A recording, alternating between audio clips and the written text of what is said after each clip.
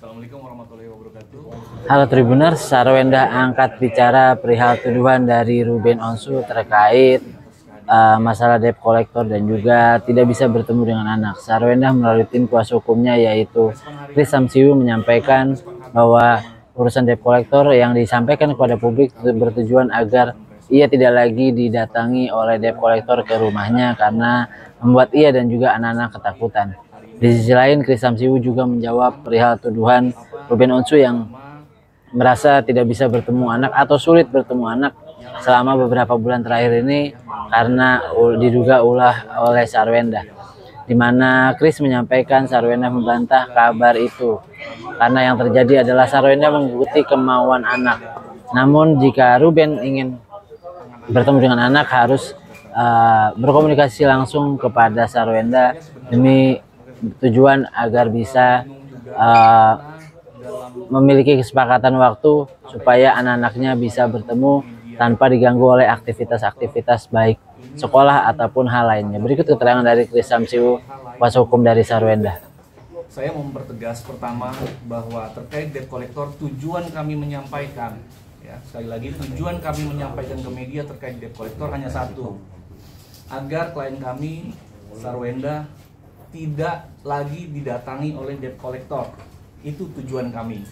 Tidak ada maksud lain, tidak ada tujuan lain yang menyudutkan salah satu pihak atau siapapun. Kami berani memastikan bahwa apa yang kami sampaikan terkait kehadiran debt collector tujuannya cuma satu, agar klien kami tidak didatangi lagi oleh debt collector.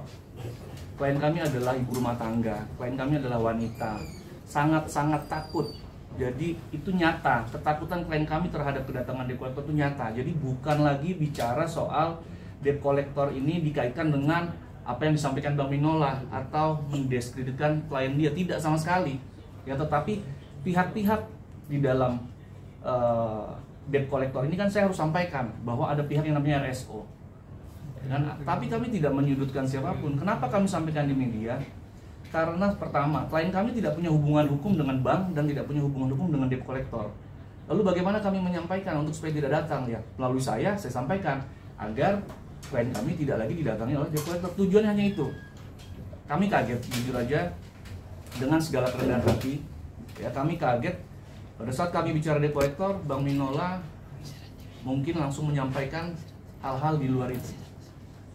Ya, yang pertama masalah anak, yang kedua masalah nafkah, yang ketiga masalah juga ada surat keberatan dari kami. Ya, jadi saya sampaikan juga kepada Bang Minola bahwa terkait masalah anak, gini, klien kami, sekali lagi, klien kami itu sangat-sangat menjaga privasi dari rumah tangganya.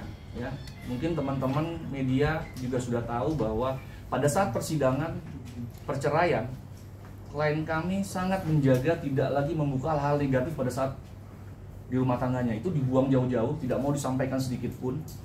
Ya, menjaga semuanya dengan agar tetap baik. Ya, tidak mau juga diketahui soal masalah anak. Tetapi Bang Minola ini menyampaikan ini malah di media bahwa ini ada masalah soal anak. Ya, yang mana saya sudah bertemu dengan Bang Minola. Ya, Bang Minola itu ketemu dengan saya. Jujur Bang Minola menyampaikan bahwa di dalam preskonnya bahwa saya yang menghubungi beliau. Betul, saya menghubungi, tetapi saya menghubungi beliau karena siapa? Karena komunikasi antara RSO dengan klien kami meminta bahwa kami harus menghubungi Bang Minola. Jadi Bang Minola juga harus paham bahwa kami menghubungi karena disuruh kliennya dia gitu. Ya, jadi bukan kami inisiatif mengejar Bang Minola, tidak, karena memang diminta kami untuk menghubungi. Ya, bahwa klien kami sudah coba bicara baik-baik melalui WA, ada buktinya, dengan RSO untuk duduk bersama, tetapi pihak RSO yang langsung membuang kalimat hubungi lawyer saya.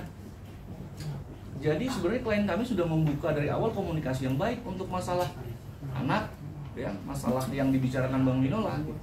Jadi sekali lagi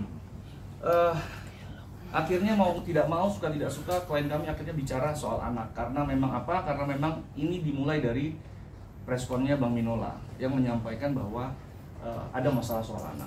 Saya tegaskan, klien kami Sarwenda tidak pernah menghalang-halangi seorang bapak untuk bertemu anaknya. Ya, sekali lagi tidak pernah menghalang-halangi. Yang terjadi adalah bagaimana komunikasinya lagi kurang pas. Ya, jadi gini, parentingnya dari klien kami atau cara klien kami mengajarkan anaknya itu tidak memberikan seperti barang gitu. Jadi anak harus kesana, harus sini, tidak. Dia ajak komunikasi dengan anaknya. Pada saat anaknya mau ketemu neneknya, dia bawa ke neneknya. Pada saat anaknya mau diantar oleh tantenya, dia ikuti. Jadi mengikuti kemauan anak. Pada saat itu juga mungkin bersamaan ada permintaan dari pihak RSO. Nah, tapi karena itu keinginan anak, ya klien kami tetap akan mendahului. Hanya masalahnya komunikasi yang terjadi adalah tidak pernah RSO dengan klien kami, ya, melalui asistennya. Nah, ini sebenarnya yang parenting yang tidak diharapkan. Memang ini sebuah dampak dari sebuah perceraian, tetapi tetap sebisa mungkin kalau bisa ya komunikasi keperluan anak ya bapaknya dan ibunya gitu tetap, ya kan. Nah, jadi itu sebenarnya hanya miskomunikasi dan tidak pernah ada niat sedikit pun untuk menjauhkan. Itu salah besar. Nah, kami tegaskan juga ke Bang Minola, Bang izin ya, abang saya lah ya, saya anggap abang saya karena senior yang saya hormati. Jadi